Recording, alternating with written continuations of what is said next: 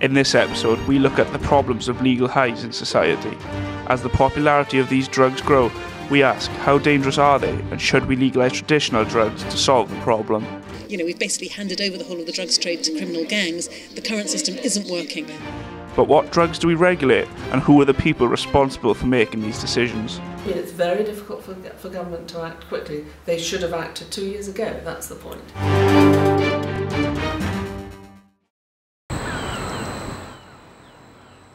Brighton.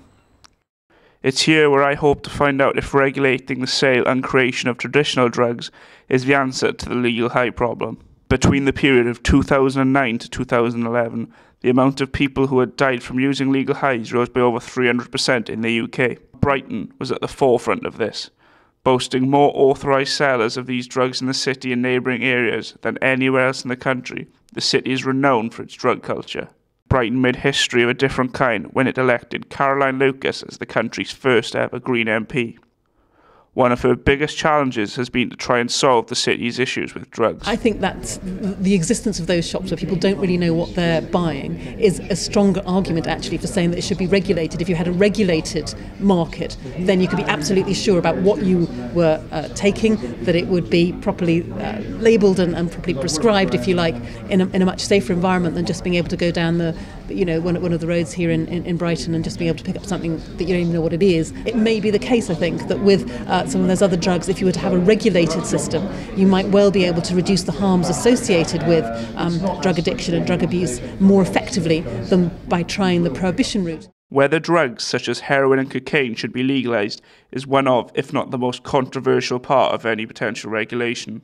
Trying to find a solution to this problem has brought me here, to Millbank House in Westminster, to meet chair of the All-Parliamentary Group for Drug Reform, Baroness Molly Meacher. In January of this year, Baroness Meacher handed a report to Parliament outlining the group's recommendation on drug reform in the UK. One of the recommendations in our report is that we should decriminalise use. It was picked up in the press and misinterpreted as meaning legalising heroin and cocaine. Of course, I don't support that. I really don't. I think we need to provide those drugs in a very, very intensive treatment setting while people are recovering. But you can't have those sold in chemists. And what we need is a category D. At the moment we've got categories A to C and they're all illegal. They're about illegal drugs. We need a category D for regulated drugs. The evidence we do have suggests that a new and improved regulated drug system could be the answer to our drug problems. But implementing such a huge overhaul of this country's legal system could take up to 4 years.